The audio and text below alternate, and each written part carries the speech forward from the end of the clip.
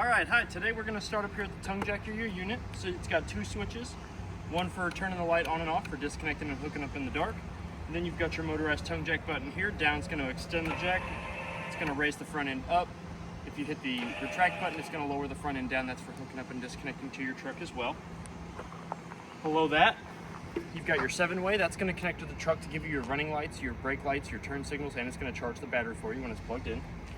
You've also got your 2 tow chains here, which are going to connect to the truck to give you a secure connection, as well as your emergency breakaway cable, which this is going to hook to the truck to the same spot that the tow chains do, except not on the tow chains. And then if for whatever reason this comes unhooked from your truck, that's going to pull the emergency brakes, and that's going to lock the brakes up on this thing so it doesn't go rolling back down the highway, okay? So next behind that, you've got your 2 20-pound propane cylinders. They are under this cover here. When you're using the cover, and if you ever remove the cover and put it back on, you do want to make sure that the 2 closing locking bolts are as close to the unit as possible. That keeps the door from opening against the wind, and it opens with the wind, okay? So if you look in here, you've got 2 20-pound propane cylinders. They are full other than what I use to PDI the unit. They are fed into the unit with an even flow regulator. Or no, sorry, quick change regulator. So what this does is there's a little knob here that's for your convenience. You can see that it is pointing towards this tank here. You're going to open the tank. You're going to make sure the arrow's pointing to the tank that you're opening, and then there'll be a little dial in there that'll go from red to green, and it'll show you that it is drawing propane. If the tank ever gets empty, which the 2 tanks do have gauges on them that'll let you know when they're going to get empty, you close that tank, you open the other one, you flip the dial, you take the empty one off, and you can go get it exchanged or refilled if you want, without having to cut any of the propane flow out. Behind that, you do have 2 12-volt marine and RV batteries in their separate battery boxes. They are connected together, so that way you have an extended battery life. So they're daisy chained together to draw from both of them at the same time. And the reason why they're in boxes is so that way it keeps anything from shorting out or corroding the terminals faster, and it protects them from the elements, okay? So now that we're done with that, we're going to move on to the side of the unit. So we've got a couple stickers here on the side that are important. You've got your manufacturing sticker. This is going to tell you the unloaded unit weight, the gross vehicle weight, the tire size, the tire rims, the rim sizes, all that good stuff, the cold inflate pressures, all that good stuff. And then the one underneath that is your tire unloading information. It's going to tell you the PSI on the tires, and it's going to tell you the size of the tires, okay? So those are 2 very important pieces of information right there. So if we open up the side compartment here, you'll notice that you do have your power cord. We are currently using one of our power cords right now. Your power cord is coiled up in here. You've got 2 manual crank handles. You've got a T-post handle, and you've got a 3/4 inch, this is your T-post handle. And then this one is not only for your manual tongue jack, in case whatever reason the motor in it decides to give out on you. There's a little silicone cap there in the top. You remove that. You can stick down this 3/4 inch socket. You can rotate that. This is also for your side stabilizer jacks. Now this unit does come equipped with with 2 sets of stabilizer jacks. It's got a motorized set and it's got a manual set, okay? And not only that, but this also, you can stick it in here, and you can also lower down your spare tire that's up in the A-frame. You do have a spare tire that's up in there, and the PSI has been checked on that as well. For any reason, if you need to know where your water pump is at, it is actually tucked away in here inside of the side compartment. So that way, for winterizing and dewinterizing purposes, your water pump is right there. Next behind that, you've got your freshwater connection port. So this is where you're going to open this up, and you're going to set your hose and regulator, and that's where you're going to fill your fresh tank. Now there's no threads or anything, so your hose and regulator will just sit in there. And it's always important to have a regulator on the end of your hose, because that keeps the water pressure between 40 and 50 PSI, and anything higher than that, and you do run the risk of your water lines becoming disconnected, okay, when water's going through them, okay? So now that we have that, then you've got your city water connection. If the Parker campground that you're taking this thing to is providing you with water, you're going to hook your hose and regulator up to this, and that's going to bypass your water pump and bypass using the water in your fresh tank, okay? Like I said, you do have your one of your manual stabilizer jacks here. The motorized one is actually tucked away in the side there, and if you can see that little T-shaped bolt there, that other manual crank handle is also used for raising and lowering those stabilizer jacks. So you've got a manual crank handle for not only your tongue jack, your spare tire farrier, and both sets of your stabilizer jacks that are on this unit, okay? in between the two stabilizer jacks, I don't know if you can get in there and see that, that is your fresh tank drain. That little red valve there, you'll turn that to where it's parallel with the port, and your fresh tank will drain. Here, I'll get underneath there and show you. So if we turn this knob here, water's gonna start coming out of your fresh tank, okay? And that's how you drain your fresh tank. You never wanna travel with this thing down the road with a full fresh tank, okay? So we're gonna come on down here to your power port. So this is where you're gonna plug your 50 amp short cord into. So you're gonna, to unscrew it and remove it, you're gonna loosen this ring all the way up. You're gonna give your power cord a quarter of a turn counterclockwise. That's gonna undo the lock on the prongs in and the outlet, and you're gonna remove outward. To plug it in, you're gonna line up the prongs and the outlet holes on the plug. You're gonna slide it in. You're gonna rotate it a quarter of a turn clockwise, and then the last thing you wanna do is you wanna make sure that this ring is nice, good and tight. That's gonna prevent anything from getting in there, and it's also gonna prevent your cord from falling out whenever you've got your cord plugged in. If you do not have your cord plugged in, you do want to make sure that this cap is down and over that, and it's going to provide you the same protection as having it plugged in, okay? So we're going to move back here to the tires and the fresh tank and the sewer drains. So we're going to start up here in the front. So you do have two sets of drains. So you've got your black tank and gray right there. So you've got your black tank valve. So you're going to undo this cap. You're going to attach the sewer hose to this, to the proper, then the other end's going to go to the proper dump station. You're going to pull your black first, and then once your black is empty, you're going to go ahead and pull your gray. That gray water is going to help flush out all that nasty stuff, because the black tank is your toilet. Okay, so the gray tank water is going to help flush all that out if you pull the gray second. And then the third one over there on the side, that is actually your galley tank. So your kitchen sink has its own drain tank, okay? So your tires have been checked, the lugs have been torqued to 100 foot-pounds, and the PSI in them is checked, and they're sitting anywhere between 78 and 80. You don't really want to go anything lower than 75 or anything higher than 80. They are spec'd for 80, so you can keep them at 80, but anything between 75 and 80 and you're still golden, okay? So these were installed by the previous owner. These are sewer hose connections. You can actually get to them by removing these wing nuts down here at the bottom. There's two of them. So you have a spot for each sewer hose. But if you remove these screws, each one has the same closing mechanism. And then you pull up the bolt, you'll be able to remove this and put your sewer hoses in there, okay? And then you'll just feed the bolt back through. Hard part for me. And then you'll just tighten this wing nut back up, and that'll keep that cap from falling off when you're traveling down the road and your sewer hose goes all over the place. So it's a sewer hose cave. Sewer hose cave. I like it. And like I said, you do have two of them, one shorter and then one much longer, okay? These are the other two rear stabilizer jacks, so you do have two on each corner, so you have a total of 2, 4, 6, 8, so you have 8 stabilizer jacks on this thing. They are not used for lifting or leveling. They are used for stabilizing the unit while you're getting in and out of it. And I think the reason why they put 2 of them on here is because it is a toy hauler, so you can lower these down and lower these down so you can get your toy in and out without having to worry about this thing jostling all over the place. So back here in the back corner, you do have a vent. So there's one on this side and there's one on the other side.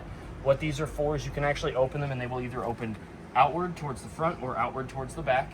And then you open the other one in the opposite direction, and it'll allow a flow to create a breeze inside the inside, so it sucks out all the fumes. So say you bring your motorcycle, your four-wheeler, your side-by-side or whatever up in this, and you've just ran it, and the exhaust fumes are building up in here, so you can open these up and let all those exhaust fumes out, okay? So you also have an outside cable outlet, so if the Parker campground that you're staying at is providing you with cable or satellite, you're gonna hook up to this coaxial from their source to your source, and then whatever they're providing you, you'll be able to get on the inside or the outside of your unit, okay? So now that we're back here to the door, we're gonna go ahead and open this up. So to open the sides up, you're gonna lift up on the lock. So this is where you would put your lock. You're gonna swing that up. You're gonna open the handle outward, swing it outward, bring the handles down, and then you're gonna do the same over here on this side. So you're gonna swing the lock up, you're gonna bring the handle out, you're gonna swing the door. What we're gonna do from this point is I'm gonna grab this handle, I'm gonna pull down on the door, and what I typically do is I'll go to the middle and I'll just walk it back. That's gonna open up your deck/ramp. To turn it into a ramp, you're gonna lift up on the back door. You're gonna remove these pins here. You're gonna remove these, and now this will be able to lay flat on the ground, so that way, the edge will be able to touch the ground, so that way you can get your toys up and out of the unit, okay? So the next thing we're gonna do is we're gonna come to each 4 corners here on the door. We're gonna remove these top hitch pins.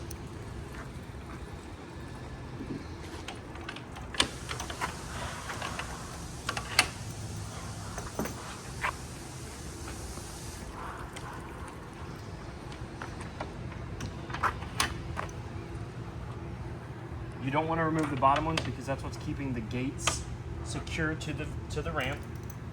And then once you have those done, once you have those removed, you do want to make sure that these aren't in the way. But you're going to be able to lift up on the gate,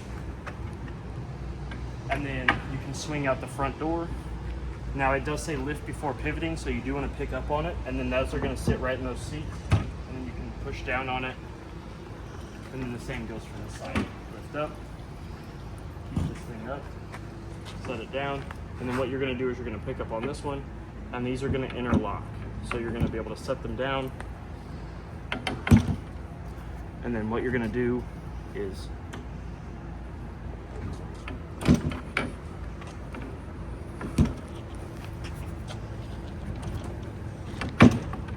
those will lock into place, and then it actually has 2 support brackets here that will close up. And if you really wanted to, you could, if you want to use this as just a deck, you can actually run a bolt through here and secure it, and then these won't open as well when you're out here hanging out. Because all you got to do to open these up is just pick up on them, and they can swivel inward and outward, okay? So we're going to go ahead and leave that down. No, we're not. I'm going to go ahead and throw that forward so I can show you what it looks like to put it up. I don't want to do that. I don't want to leave it down. So you're going to pick up on these 2 back gates. And we're going to swing the gates down. You always want to make sure that the gate is on the bottom. Keep it from doing any damage to it.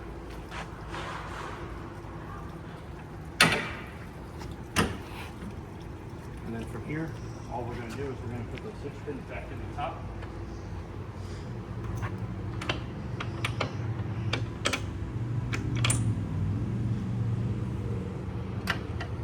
And when you've got the gate up, if you don't want it to fall back down, you can actually take the hitch pins that you took out of the top and put them down here in the bottom, and that'll keep the gate from collapsing in on itself. So if you just remove these, pull it up, you can put the hitch pins down through this, and then that will keep these from falling back down and towards themselves.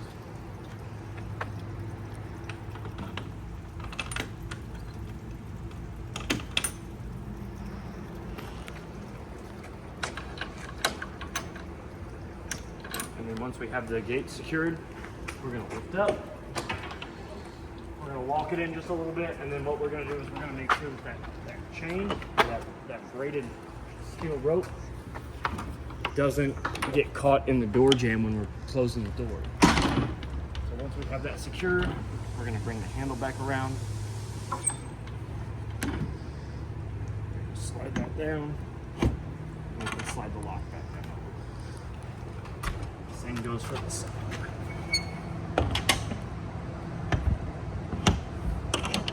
And now your toy hauler is closed up once again. So we're going to come back over to this side. There's your 2 manual, there's your motorized stabilizer jack and your manual stabilizer jack, as well as the other side of your sewer tube. And you can see the other one is kind of pushed up way up in there. This is the button here that's going to extend and retract your rear motorized stabilizer jacks.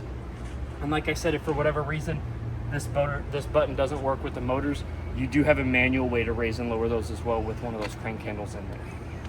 So this is the back door to the unit. This is going to open up to the toy hauler spot, which we'll get more on the inside when we go inside the unit itself. The stairs lift up, out, and then they will slide out, and that's how you can get in and out of the rear entrance of your unit.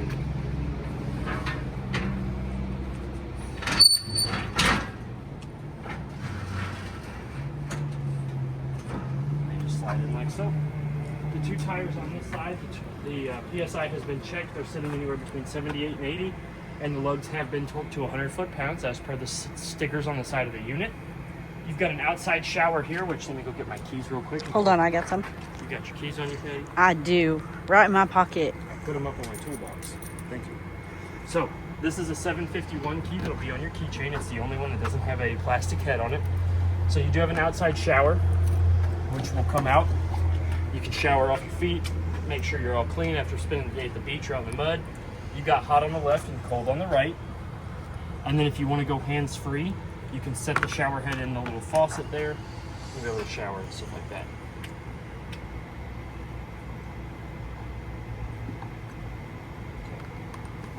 Now, the thing about your outside shower is it does not have a closing mechanism, so if you're going to be getting in and out of it, you do need to make sure that it is locked before you go anywhere.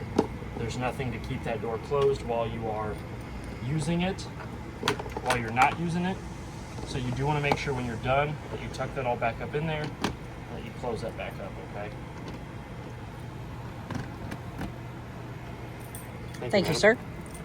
This is your black tank flush valve. So this is where you're going to hook that same hose and regulator up to that you had connected to your fresh water and your city water. You're going to hook it up to this. You're going to make sure that your black tank valve is open and that the black tank is empty. And what this does is it sends water to a little aerator. The aerator works by water pressure only. There's no switches. There's no nothing like that. As soon as you turn the water on, it's going to flow through this down into your black tank. It's going to spin a little aerator that cleans off all the gunk on the sides and the bottom of your black tank, okay? So it helps that, it prevents buildup. This is the back side of your refrigerator, so if you do need to get to the back side of your refrigerator for any reason, you just turn these two little locking clasps here. This will come off and you'll be able to get to the back side of your refrigerator. Down here at the bottom, you've got your furnace vent, so you've got air intake and you've got hot exhaust. So air is going to go in and then come out the bottom one. This does get hot enough to curl the hair on your arms or burn your skin. So I always recommend that if you're going to be using your furnace, you tell people to avoid touching that. And another good investment for this is a mud dauber screen. It's two domed vents that fit over each one of those ports, and it keeps the mud daubers from going in there, building nests, inviting all their friends and family, and then having to have somebody for $155 an hour go in there and flush them all out, okay? It's a $20 part, and it is definitely worth it. 100% worth it. So now if you want to use your outside television, so you've got a TV mount here that you can put it on. You're going to plug in your coaxial to this, and whatever sort of TV services you are getting on the inside of your unit, you will now get on the outside of your unit. And then you've got a 110 outlet down here that you can plug that into so you can power your television. Next, we're going to go over your water heater. So your water heater is both gas and electric. So we've got some important things to go over in here. So you've got your pressure release valve here. So if you ever want to make sure that there's water in your water heater, which is very important, you always want to make sure you've got water in there before you light it. You're going to give this a gentle tug. As you can see, there's no water in it because I've got the fresh tank draining. So we're not going to light that, okay? If water does not come out of that pressure release, you do not want to light your water heater. When you go to try to light it on gas and it does not want to light, after a few attempts, it will kick the DSI fault light on and it will stay on. You're going to come out here and you're going to press this button right here. That's going to reset your water heater, okay? The next part is you've got your electric element here in this big black box, and then to turn your electric water heater on, you're going to hit that power button right there. It's going to go from off to on. Last but not least, you've got your 1 1/16 anode rod there. So what that is that's an anode rod that runs the length of the bottom of your tank, and it eats up all the impurities in the water before they have a chance to do any damage to the inside of your water heater. Okay, so any hard water, anything like that, it's going to do damage to that anode rod first before it has any chance to do damage to your water heater. That is also the spot where you can remove that, and again, like I said, it's 1 1/16. You can remove that and it'll help drain the water out of your water heater as well. During the winterization process, if you choose to do it yourself, a little tip here, when you pull your anode rod out, I would leave it out and then just stick it in the compartment in here. And you'll want to pull that pressure release valve yes. First so you don't get a shower. Yes, or get shot in the stomach with an anode rod. I've done that. Have ya? Yes. You don't recommend it? No. I felt like getting punched.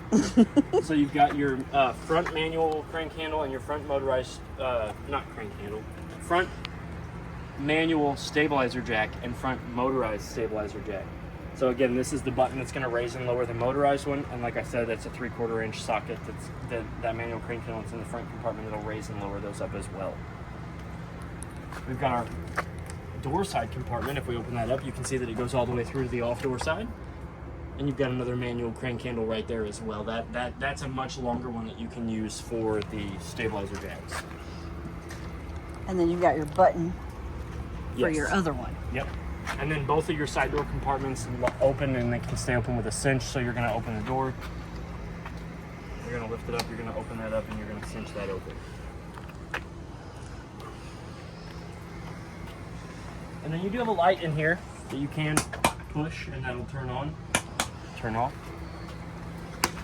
In case you don't want to work in the dark. In case you don't want to work in the dark. So now I'm going to show you how your entry step should look when you're in travel, okay? So you're going to want to make sure that the door is all the way open as it can be. Your steps are going to lift up. You're going to turn this crank until you see these two little locking mechanisms go in. Then you're going to close it back up. That's going to close these steps from being able to fall in and out at will, okay? So now that they're secure, they're not going anywhere. So when we close the door, we're going to lift up on the handle and we're going to rotate it inward. So I always tell people to rotate the handle inward. It can go outward, but if you rotate it inward and you forget to lock your door, now this handle is going to help keep your door from opening up all the way and either doing damage to another vehicle down the road, doing damage to your unit down the road, having stuff fly out as you're going down the road. It's always just better to have the handle in front of the door, okay? So now this is what your stairs and your door and your handle should look like in travel position. When you get to your destination and you're ready to go inside your unit, you're going to lift up on the handle. You're going to swing it outward. It's going to lock into place. We're going to open the door once again all the way, as much as it can go up against the awning arm. We're going to repeat that process. We're going to rotate this yellow handle until those two locking clasps withdraw all the way in. We're going to grab a hold of the stairs and we're going to lower them down. Now it's very important that your door go all the way to the open position as it can, because what's going to happen if it doesn't is those two brackets that hold it on the inside of the threshold are going to do damage to the inside of the door. As you can see, there's a little bit already starting to form there. That's from that locking mechanism grabbing a hold of that and scraping up against it as much as possible, okay? So it's very important that your door open all the way up. You want this flat? Yes, the next part we're going to go over is when you lower your steps, you do want to make sure that this black plate here is flush against the silver threshold, okay? And if for whatever reason you lower your steps and it's not, you can come down here to the bottom of the steps and you can hit these two silver tabs here. You can remove these two pins and you can adjust these feet to any sort of elevation. I think there's like 15 to 18 holes that you can adjust those legs to, so you can get any sort of distance in between the two of them. And the reason that having this flush is important is because this gives your doors clearance to close properly. So if we close them properly, they're not going to rub. But if that was to sit any higher than what it is, you run the risk of it scraping the bottom of your door and then doing damage to your steps and your threshold. So you do want to make sure that that is flush, okay? So now that we're done on the outside, we can go ahead and come to the inside of your unit. The first thing I'm always going to point out is you always have a fire extinguisher there by the door in case of emergencies inside or outside of the unit, okay? It's quick access. So now that we're inside, we're going to go ahead and go over the panel, but I'm going to try to turn some lights on first. But the first thing I'm going to tell you is that you've got an entry light switch here, which is going to turn that light on above our head so you can see your control panel. But the remainder of the lights inside the unit, they all turn on with a push button in the center. So we're going to go ahead and just turn those four on. We're going to leave those on as we go over the video, okay? So you've got your tank buttons up here and your battery button. So if we look at this first one here, it's your battery button. That's going to read off of this bottom table here. So if we press that, you're going to see that all four lights come on. Those four lights are always going to come on as long as it is plugged in. If you do want an accurate battery reading from the control panel, you do want to pull the power cord out because it's going to read full every time as long as it's plugged in, okay?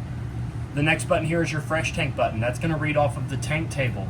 So if we hit that, it's going to show you that it's full. It is currently draining right now, and it takes a while to drain. So if you're packing up and you're leaving on a Sunday, I would get up early Sunday and I would open that fresh tank drain up for you, okay? The next one is your black tank. Your black tank is your toilet. You see that it is full. There's all four lights there. This will be empty by the time you come and pick your unit up. All that is just water that I use to test to make sure your black tank wasn't leaking. The next one here is your gray tank. That is your bathroom sink and your shower. As you can see, that one's going to be full too because I had to make sure that that one doesn't leak as well, and so forth with the galley tank. The galley tank is your kitchen sink. It's this bad boy right here. If we press that, it's going to show full. Again, I filled it with water just to make sure it wasn't leaking before you picked up your unit. This row of 6 buttons down here on the bottom, these 6 switches. So you've got your gas heater.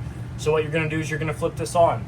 But before you flip that on, you're going to make sure that you've got what? Water in the water in the hot water heater, okay? So you do want to make sure that there's water running through that first. You're going to flip this on. It's going to illuminate red. Your DSI fault light here is going to come on for about 30 seconds. Then it's going to attempt to light itself. If you have your front door open and you're listening to your water heater, you're going to hear it click a couple times. And you're going to hear that pilot light come on. You're going to hear a whoosh. That's a very scientific term for that, the whoosh. This will illuminate. This DSI fault light will go off once it is successfully lit. If it does not light, it will come back on, and it will try that 4 to 5 times. And after the 5th time of not lighting, you do want to go out there and you want to hit that reset button on the water heater. The next switch is your electric heater. So your electric, like I said, your water heater also runs on electric as well. You're going to turn it on at that switch outside, and then to actually engage the water heater, you're going to come on, you're going to flip this button on here. You can leave that button on if you wish, if you're going to be using this thing like quite often, but if you're going to be using it weeks apart, go ahead and flip that off every time you're not going to be using it for a while, okay? The next button over is your water pump button. If we flip that, the switch is going to illuminate, and that's going to engage your water pump to start siphoning water from the fresh tank throughout the lines of your unit. If there is no water in your fresh tank, it will not siphon anything, but it will continue to siphon, and it will vapor lock. So you do not want to use your water pump if there is no water in your fresh tank, okay?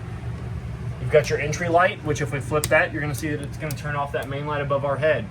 Your slide light here will turn on a strip of LEDs that run the length of the top of your slide as an accent, okay? And then the last but least light here is your awning light. So if we flip that button, a strip of LEDs is going to light up the length of your awning canvas, okay? The next one here is your slide button. So in is going to bring your booth seating slide all the way in. Out is going to push it outward. And you've got your awning. So we've got awning extend and awning retract. So we're going to go ahead and you have to have your door slightly closed because the awning arm is right behind the door. So we're going to go ahead and extend that out a little bit.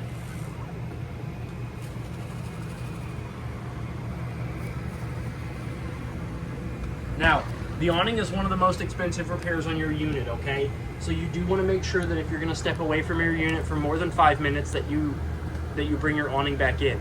Like I said, it is one of the most expensive repairs, and it doesn't take that long to bring it back in.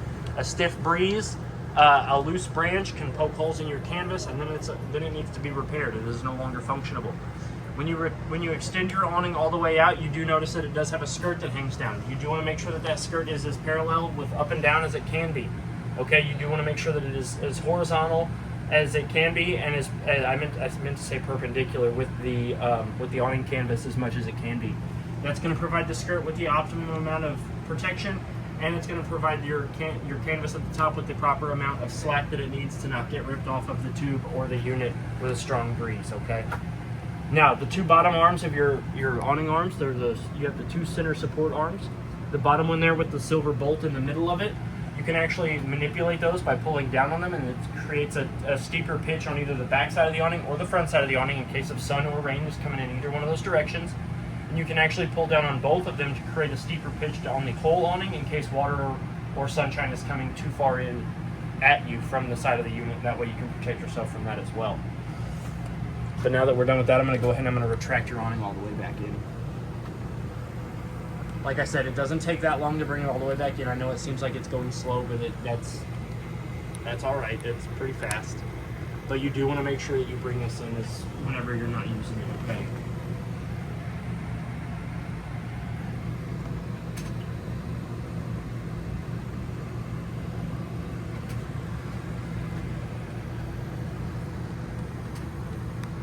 And like I said, you do want to make sure that your front door is not open all the way when you go to retract and extend out your awning, or else that's going to get in the way of your awning coming in and out of the way, okay?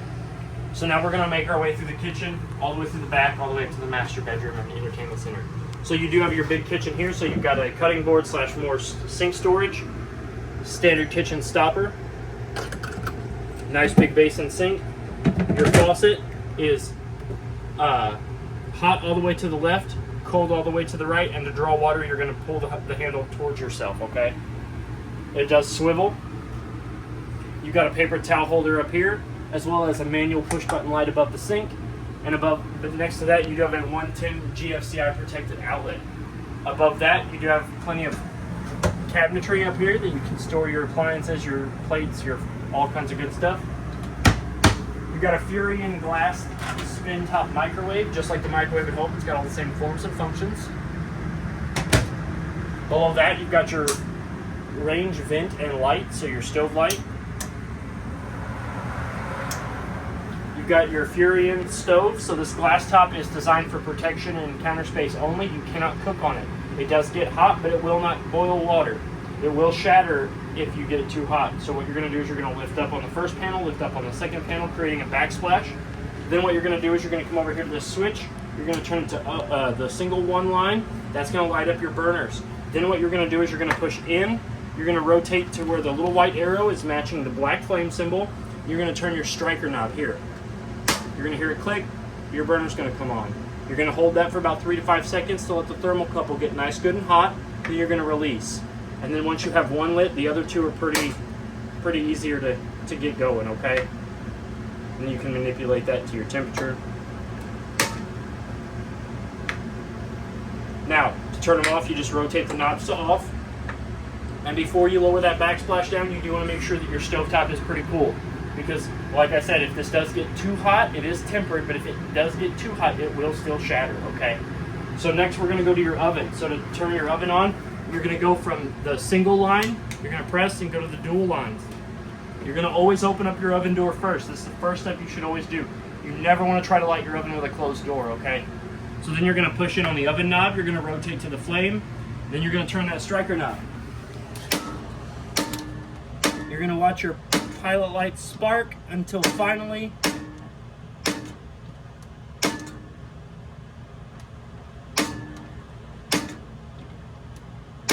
she lights. You're going to hold that. You're going to hold that for a little longer than you held the top burner's pilot light, okay? Because this is a much stronger pilot light that needs to stay lit. Once you have held it for about 10 to 15 seconds, you can let go of the knob, and then you can rotate to the appropriate temperature. You're going to watch gas come out of that runner, and then that's going to ignite, and then now you've got a party. Now, when you set it to the temperature, what you're going to want to do is you're going to close the door, and you're going to let it heat up. It will cycle. Once it gets to the appropriate temperature, those flames will die down, and it will keep that temperature.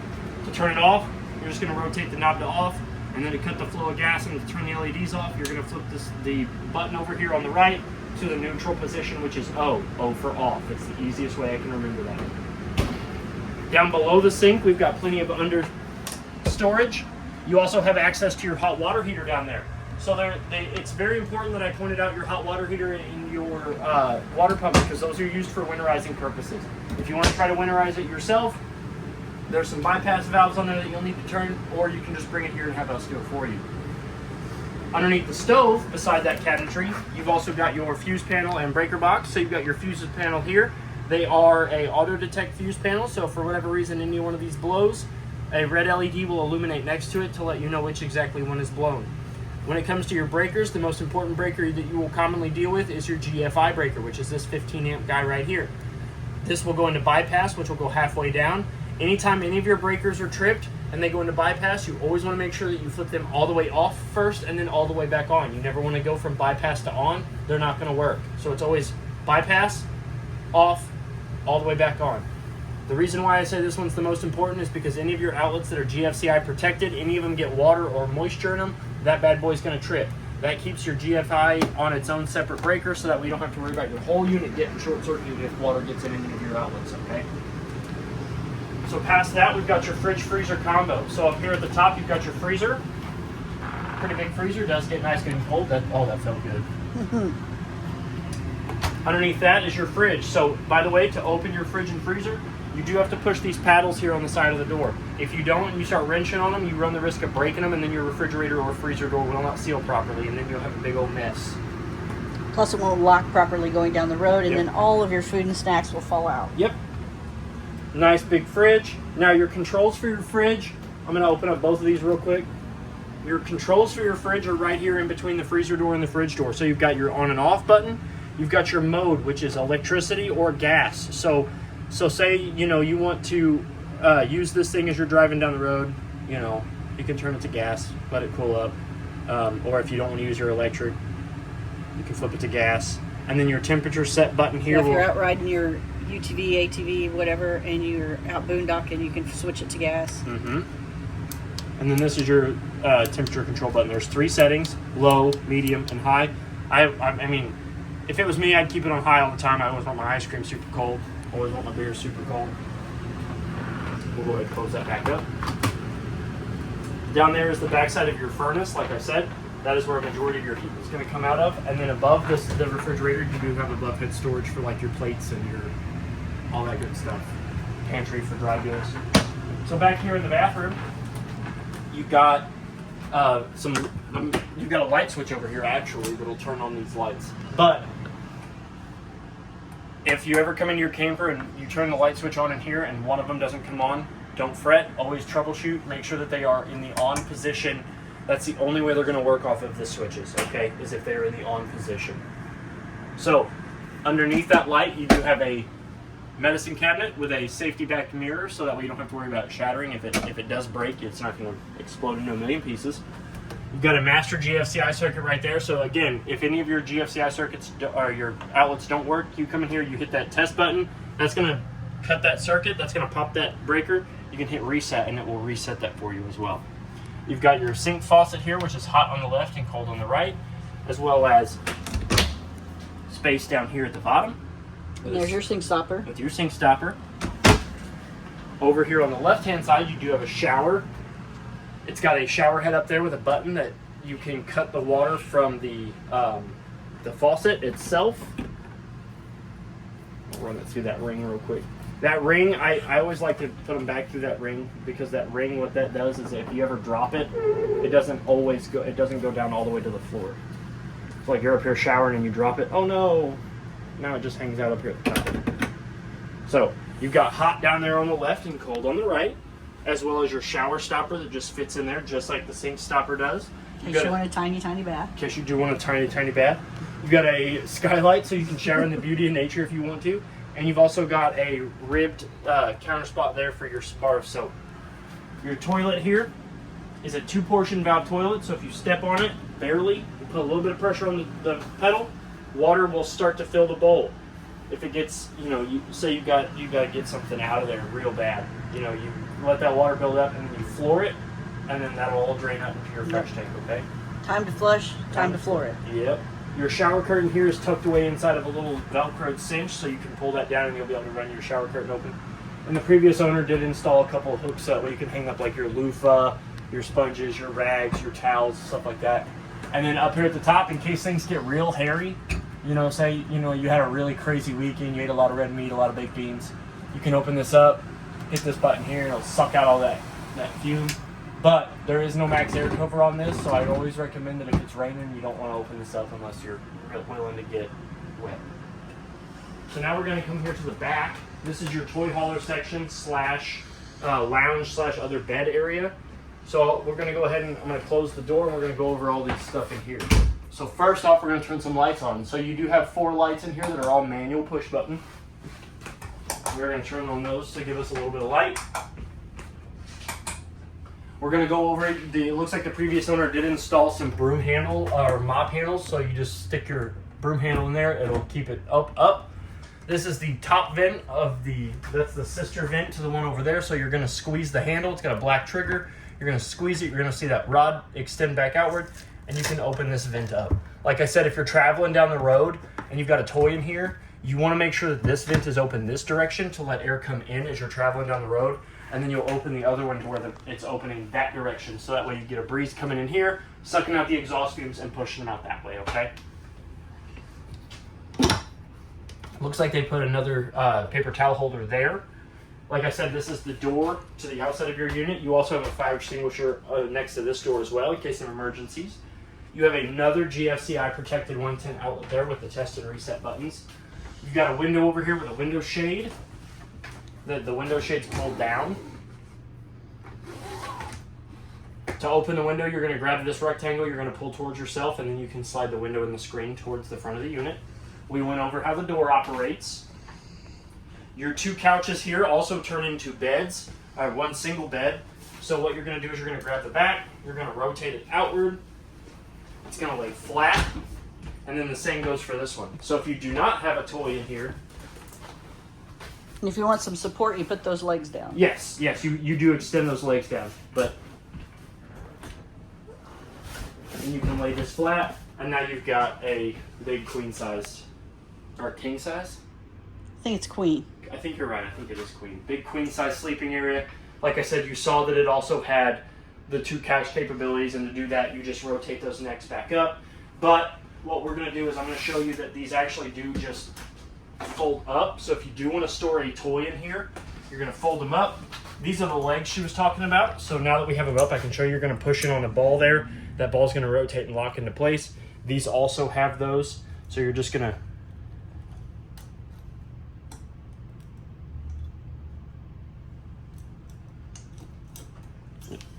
push those legs down.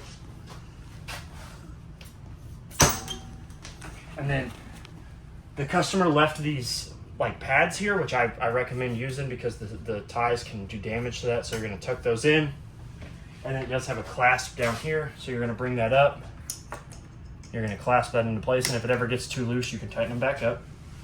But this kind of helps this to keep from rubbing and doing damage to the vinyl.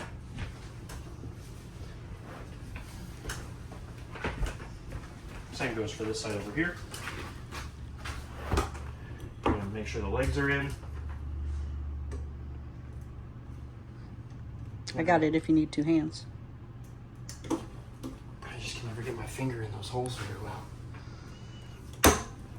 And then, like I said, they left these vinyl pads in here. Oop. Oh, sorry. Oh, you're all right. I was standing on it. It would help if I let it go so he could have the strap. And then now you're up, and now you can bring your toy in here to store it for hauling. Looks like the previous owner did install some Fishing pole holders. You put the handle up in here, or the neck, and then you can put the handle in here. Put this over the top of your reel. It's got another bungee cord here.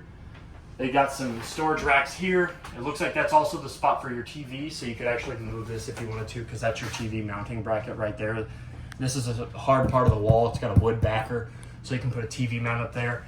And it's got a 110 GFCI protected outlet here, as well as a coaxial, so whatever TV services you're getting, you can get back here as well. Looks like you've got a USB outlet there that pulls about 5.11 volts, so it'll charge any smart device efficiently. And then you've also got a cabinet up here that's got, so what that is that it's a net that you can actually put over when you've got your door down. You can actually, it's got magnets on it. You can actually lower that deck down if you want to have it as a deck, put your chairs out there. You can actually put this up over the entrance of this, and it'll give you a screened entrance, so that way you don't have to worry about closing that up all the time. And it looks like they also supplied you with a couple extra of those little pads for your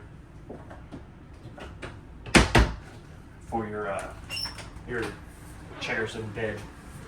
So now that we're done in there, we're going to come on over here to the slide. We're going to work our way over into the master bedroom. So I do want to go over your thermostat. So your thermostat is right here behind the door. So you've got your cool, your fan, your off, and your heat. So you've got air conditioner, just your fan. You bring the dial over to this one, it's going to turn the whole thing off. And then the last one over here on the right is your furnace.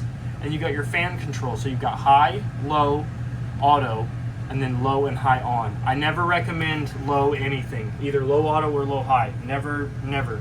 Don't use them. Always keep it on high auto or high.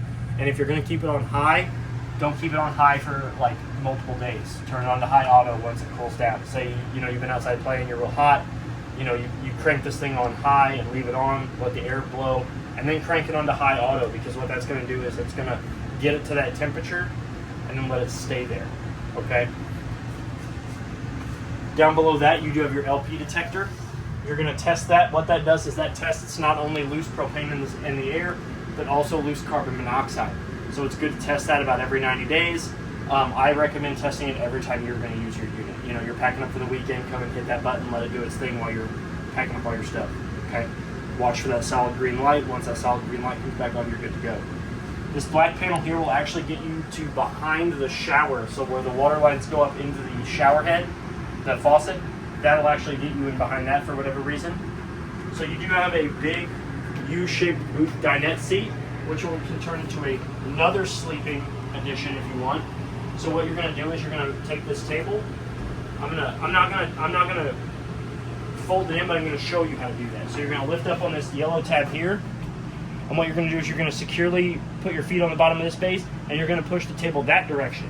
What that's going to do is that's going to accordion in your table. So your table's going to go from being this way to where it's going to fold and it's going to lay flat, okay? So you're going to be able to accordion that table inward towards itself. And it's a process. It took me weeks to figure out how to master those kind of tables. So, we'll give it the old college try. So you're going to put your foot down, you're going to remove that latch.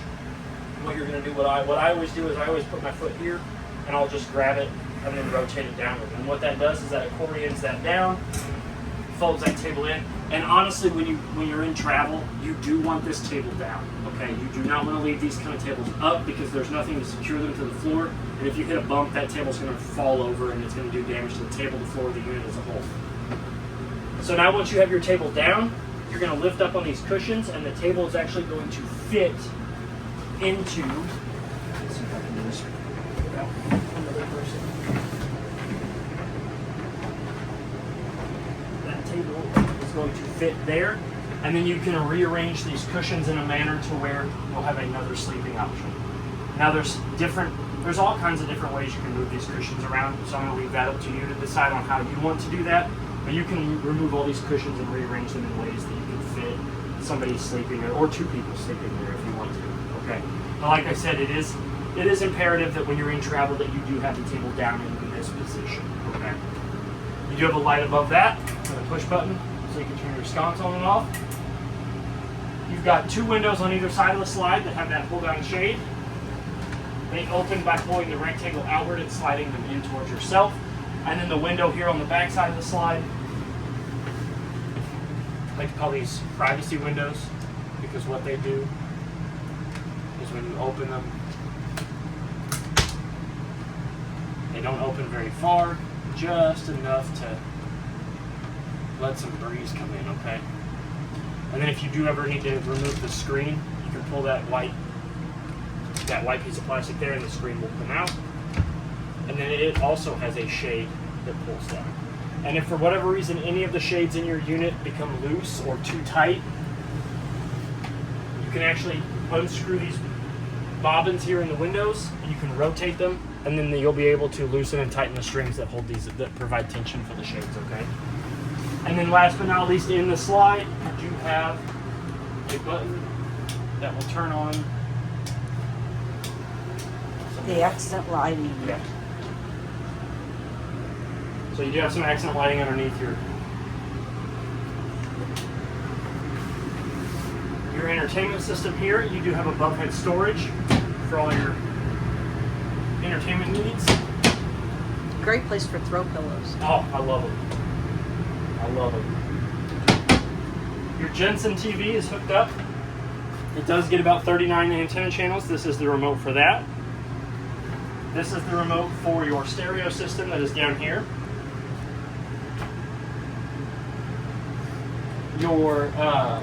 You do have some outlets over here. So you've got a sound outlet which will help you with your stereo. You've got your coaxial outlet for your TV and antenna.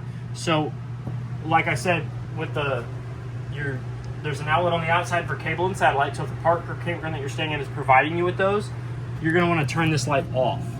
Once that light is off, then you will be able to get your cable and satellite. And then when the light is on, you'll be able to get antenna. You can't get both. It's either one or the other one, okay? Either cable or satellite or antenna channels. And this works for every TV outlet in the unit. So if this is on, the whole unit's only going to get antenna. If it's off, it's only going to get cable and satellite. And then down below that, you do have a 110 outlet to plug your TV in or to plug any sort of other entertainment in that you have. Your TV is secured with a TV mount that does swivel, but it is connected to a safety latch. So this does come out.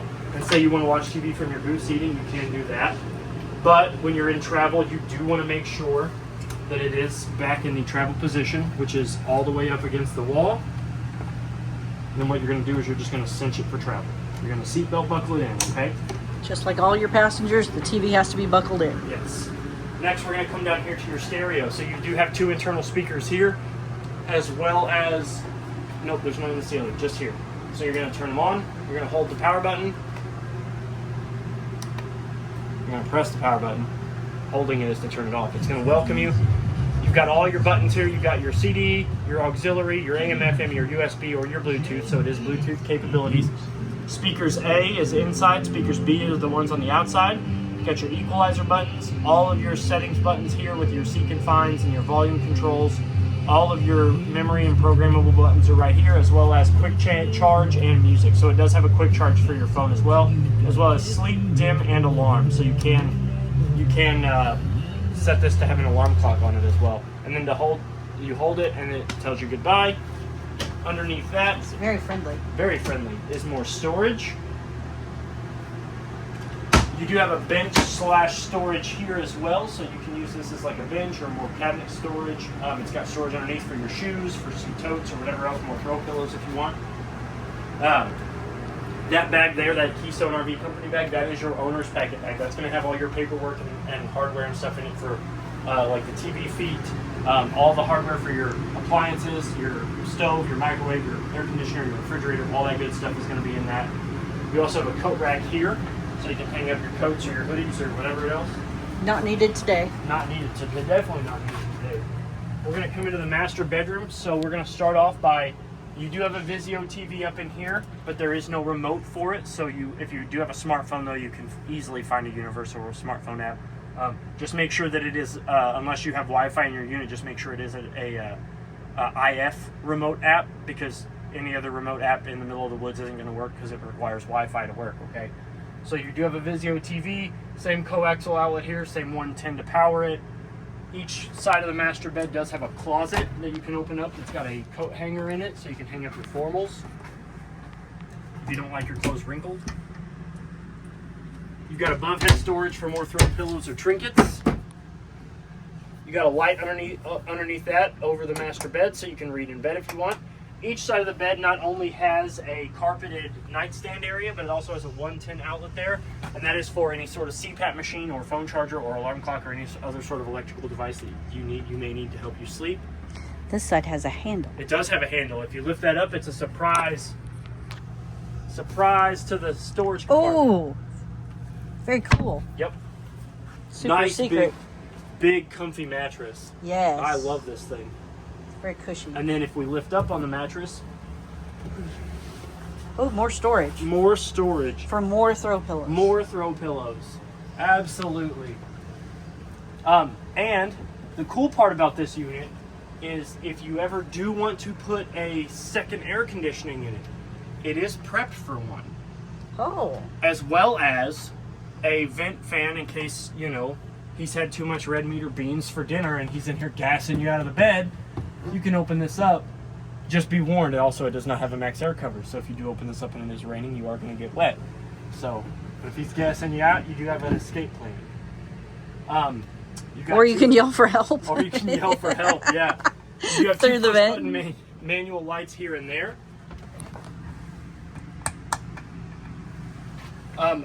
Real quick tip while I'm thinking about it. Air conditioner vents are always going to be in the ceiling and they're white. And furnace vents are always going to be in the floor, and they are black. Typically black or like a darker color. This window is your fire escape window. You're going to lift up on the handle, push outward. If you need to get out, you're going to stick the whole handle outward. You're going to grab this, yank it, and you'll be able to go out feet first, preferably. We recommend it. You may have to go out head first sometimes, but feet first preferably. That window opens up with a pull of the rectangle. You can pull the screen of the window towards the front of the unit. And then each one of them also does have pull-down shades behind these little curtains. Yeah, it's the little tiny mini curtains. And like I said, if these come loose, you can just adjust the tension with the bobbins. And then last but not least is your door here. So your door does have a travel lock. It is a sliding door, but I'm gonna go over that with you. This needs to be latched every time you're going to take your unit on the road, okay? Now, when you're sliding your door out,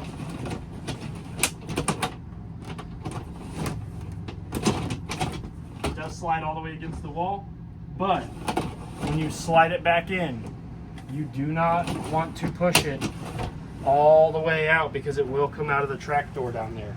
So you do want to leave it sticking out a little bit, just enough to get your travel lock secured, and then you leave it right there. Because if you push it too far that way, it will come out of that little foot. Okay? One final thing I do want to go over before we end this tour, your air conditioner. So your air conditioner will work better the cleaner your air filters are. You can actually pull these down. These vents just open up with a little bit of friction. You just put your fingers here, push inward, and they'll bend. Remove those. You can pull those air filters out, run them underwater, shake them off, let them dry for about 5 minutes, put them back up there, and you're good to go.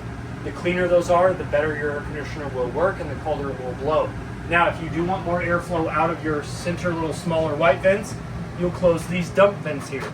You close those, you'll get more airflow out of these. We open these up, you'll get more airflow out of the center unit, but less out of your vents, okay? These are great for when you first arrive because it'll cool this area here down faster. And then when you're ready to go to bed, you close these up, and now back there will get more air, and here will get a little bit of air, and it kind of spreads the air out evenly throughout the whole unit, okay? But other than that, I think that pretty much covers everything. My name is Trey here at Parkland RV. If you have any questions or concerns, please feel free to reach out to me here. Happy camping and good luck. Thank you.